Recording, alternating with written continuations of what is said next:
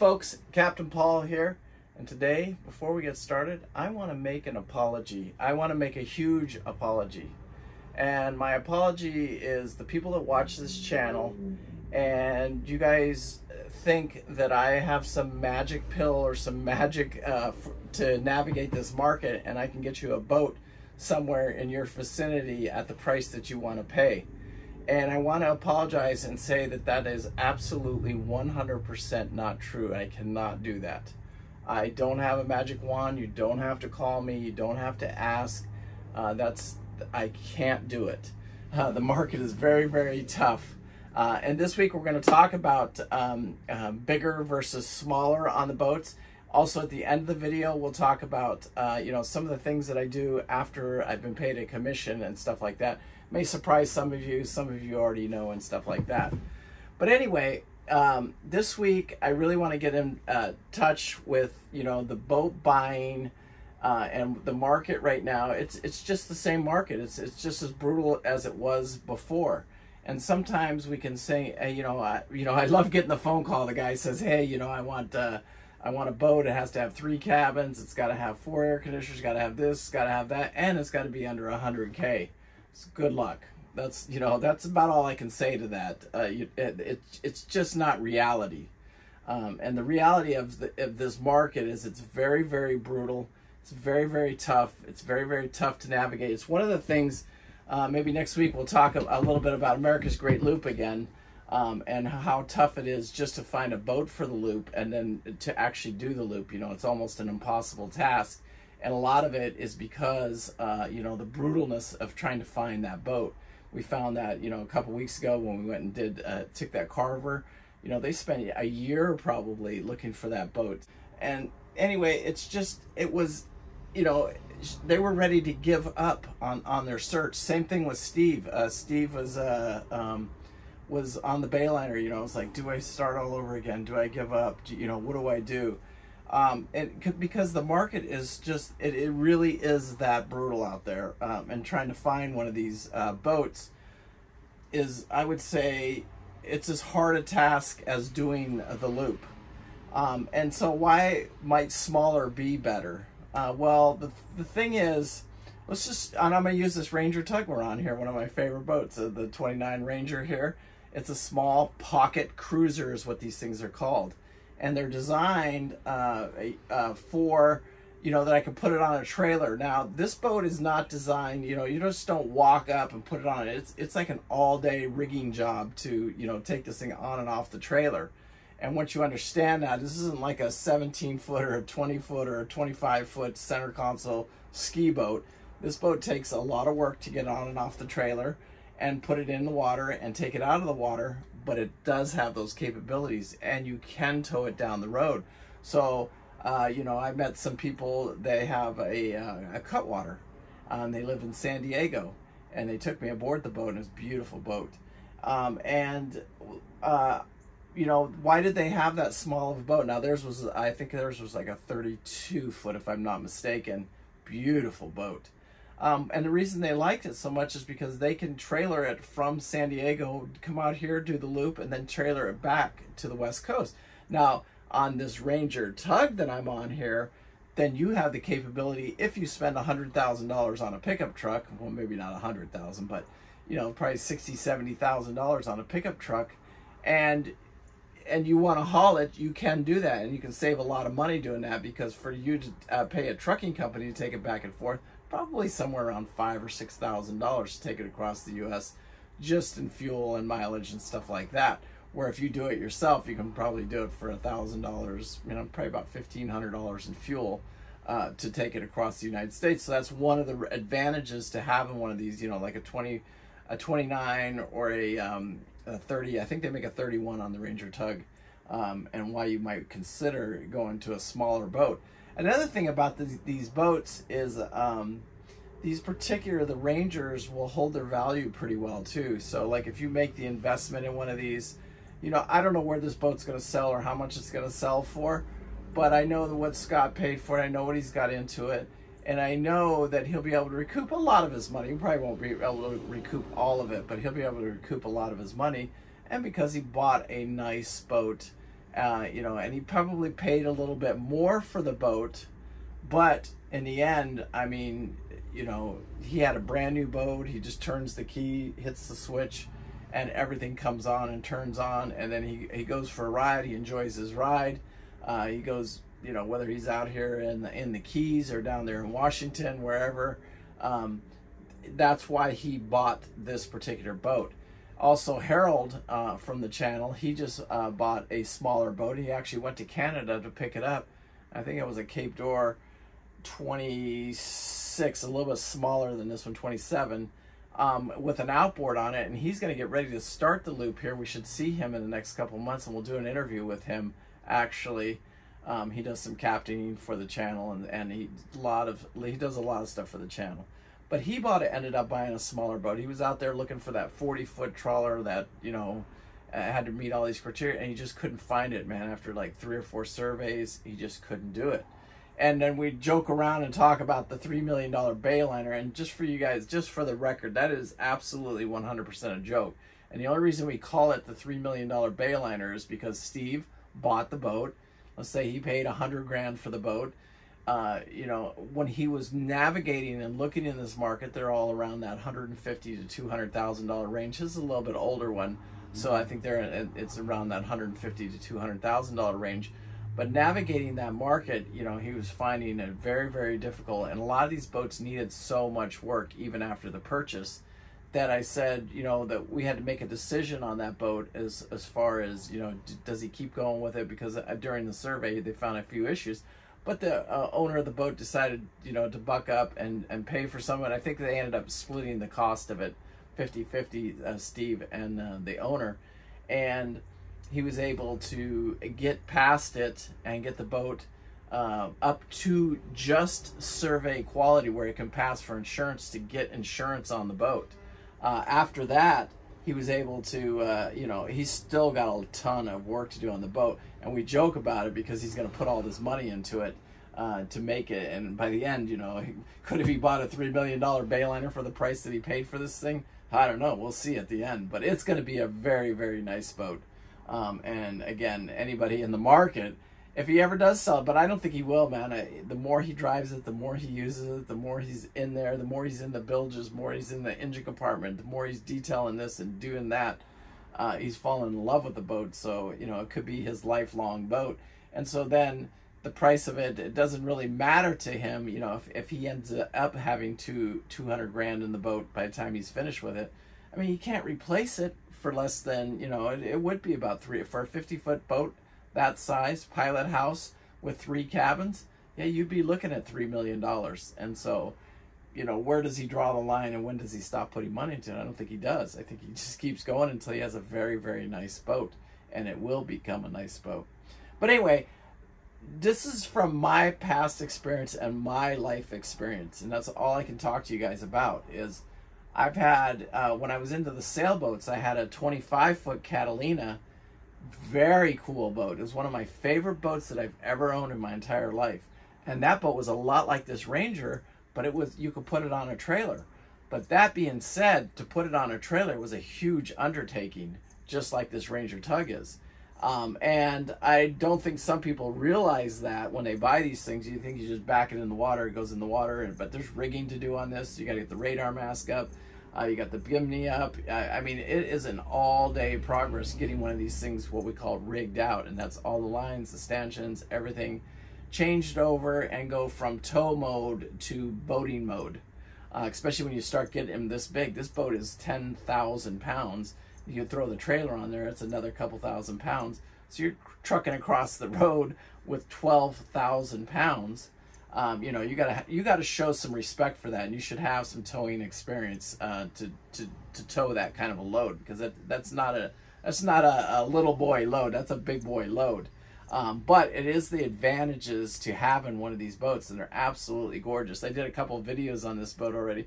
I've been on this boat. I've taken it from Fort Myers over to Key West, and it was just, these boats ride, for as small as they are, they ride really, really nice.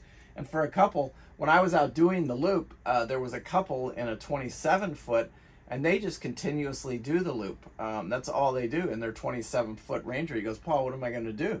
He goes, I can go, you know, I can go live in an assisted living facility, or I can just keep doing this in my on my Ranger. And so that's what he does. And you know, he's probably completed at the time that I did this was 2 years ago now, he had completed now about 13 or 14 loops, because he, like I said, he just continuously keeps doing the loop, and he never really stops doing the loop. And he says, when I stop, I guess, I don't know, you know, that'll be the end for me, I guess. That's what anyway, really super nice couple. It was a husband and wife team on a 27 one of these Rangers. So you know, having these pocket trawlers, and maybe looking for a little bit smaller boat, you know, even a 35 or a 36, you know, a trawler, you know, you can get a sun deck. They're very roomy, you know, like Loop Princess was a great boat. But that's another perfect example of a boat that I bought as an example, and I paid $35,000 for it. If you want to count my labor, you know, I was in that boat for probably $120,000-$130,000, and that's only paying myself 25 bucks an hour, so pretty much minimum wage in today's standards. You know, just out of my pocket expenses. This is not labor. This is nothing. This isn't the $50,000-$60,000 that you would have had to pay me in labor to do that boat. You know, I was in that boat for well over $80,000. So after the purchase price of $35,000, I was still another $45,000 into the boat. And I thought it was a good boat, but that's just where we're at. Same thing with Steve on the Bayliner. He can easily, you know, he'll be into that boat for another $45,000, probably $50,000 after the purchase price. But it's a way to go, because he knows he's got a brand new hot water heater. He knows he's got brand new air conditioners. He knows he has brand new toilets. He knows he has brand new lines going to his toilets. He knows the engines, the aftercoolers have been taken off and gone through. He knows the engines have been detailed. He knows, you know, the valves have been adjusted. He knows, you know, the turbos are good. He knows the electronics are good, because he's gone through it all. He's gone through every single system on the boat. And so, but to do that, it does cost, you know, it does cost quite a bit of money. So it's a way, you know, if you think if for somebody to buy a turnkey boat in this market, it's very, very difficult. I mean, there are out there. Andrew got the Carver last 2 weeks ago, you know, and that boat did close, and I would consider that a turnkey boat. I do have a 400 main ship that's coming from the Great Lakes right now down to Florida. When it gets here, that will be a turnkey boat. But you're not picking these boats up for, you know, that Carver was $170,000.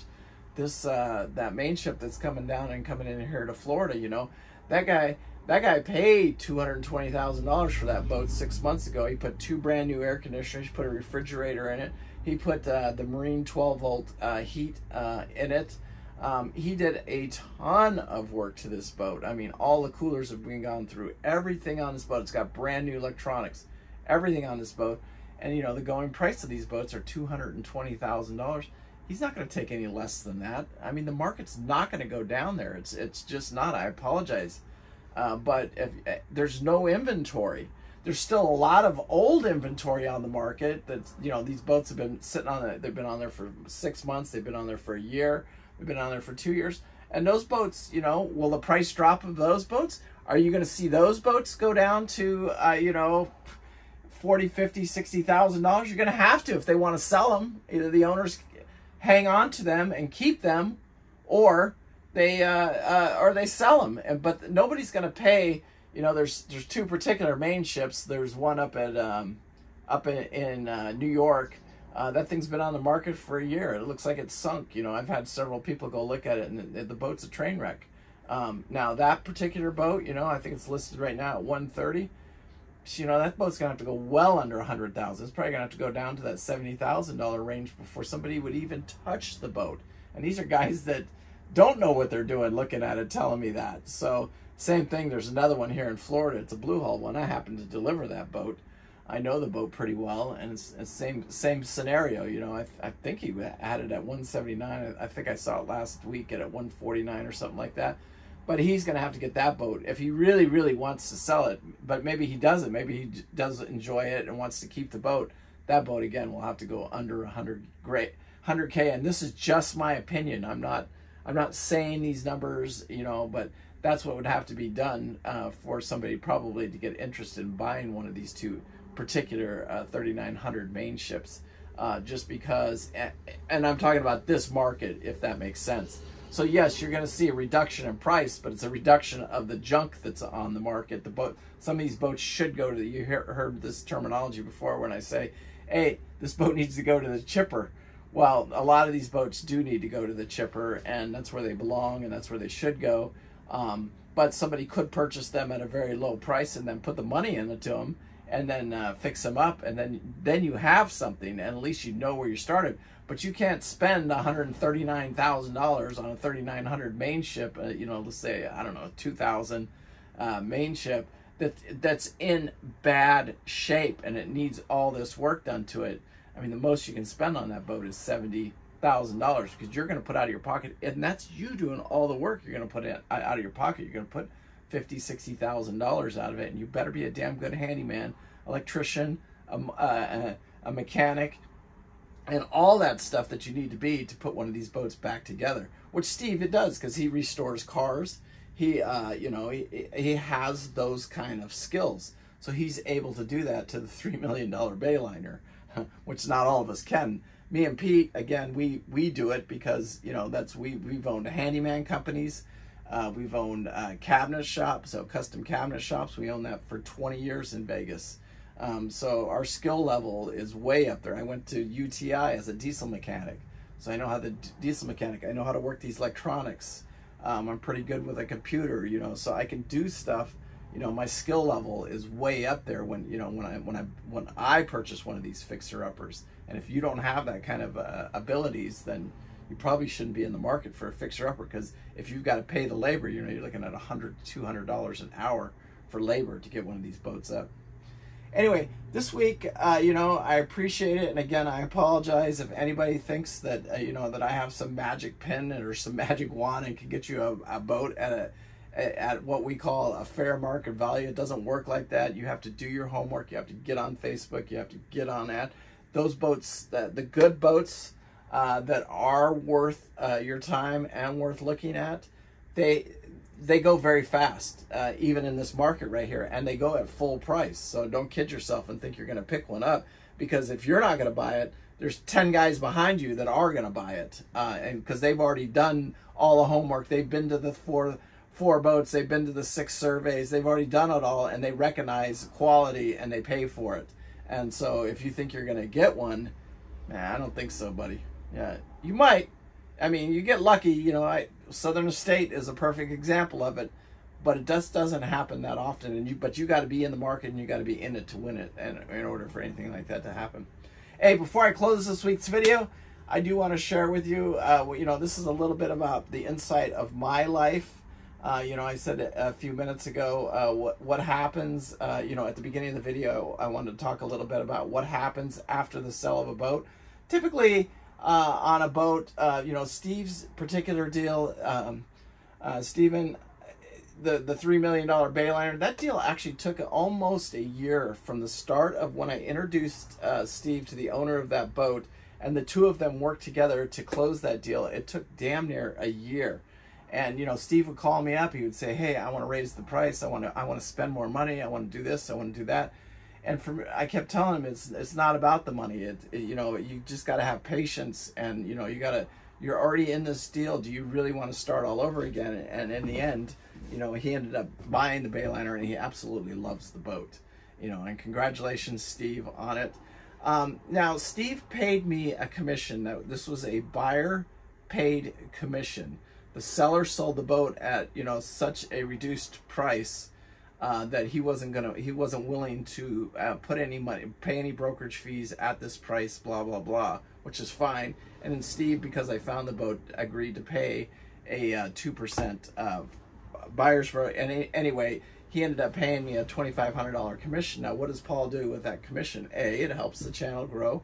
I invest that money, but I also do charity, and I give to charity. And one of the things that we did last week, a couple weeks ago, after the closing of that boat, is you know, I have a friend of mine in Sierra Salone. I've known him for a long time, about 3 years, and I give him like a food allowance every 2 weeks. But after the close of that boat, I said, let's try something different this time. And I sent him into the city, and it was $100, and I said, here, why don't you go buy some Bibles, 10 Bibles, because what he does is when I do give him a food allowance, sometimes I give him a little extra, and he gives away a little bit of money to help the other people around him. Anyway, so he went in and he bought 10 Bibles, and then he put some money in each one of those Bibles of his own personal money, and put that into the Bibles. And then yesterday he sent me a picture from, he went to an actual Bible, not reunion, like, I can't remember how he said it. He goes, hey, Paul, a church revival last night. And so I wanted to share a picture with you. And Fidel, I appreciate everything that you do over there. And I know we are gonna see each other soon. Just hang in there. It will happen. He wants me to come there, and I'm like, I can't. I know a good friend of mine went on a mission there, and it's just not a place that I really, really want to go. I may have to someday. It's proven very difficult for him to come visit me, but I think next year what I'm going to really concentrate on is getting him a plane ticket, because I was told that I can get him a plane ticket out of there. He can come visit here for a couple of weeks and then take him around the Keys and stuff like that, and then he has to go home. It's always been, you know, he's always saying, hey, I want to come to work for you and stuff like that. And maybe someday, maybe he has a job and maybe I can get him working here, but that's a lot more complicated with all the visas and all that stuff like that. And it's not my expertise, so I joke with him all the time, you know, saying, you picked the wrong guy, Haas. I can't help you. You know what I'm saying? I don't know what I'm doing. I don't know how to navigate it. So, but he seems like a really great kid. And like I said, I've known him for 3 years. And anyway, thank you, Fidel. Fodea. Anyway, I appreciate everything that you do down there. And I appreciate how you help me and stuff like that. Thank you so much. Anyway, peace out, guys. Make sure you live life with no regret. I do. Thank you so much. The weather is getting so much cooler here, and it's so much nicer. I think we're going to go put this thing in the water tomorrow, the Ranger here. And we're going to do some testing on it, make sure it's all ready to go, and also so we know if we need to get any work done, because I think the rear thruster isn't working. I've got a couple more things to check on that before I turn it over to a mechanic. But anyway, peace out. Make sure you hit that like and subscribe, share it with your friends, and thank you so much. I do appreciate it. Bye.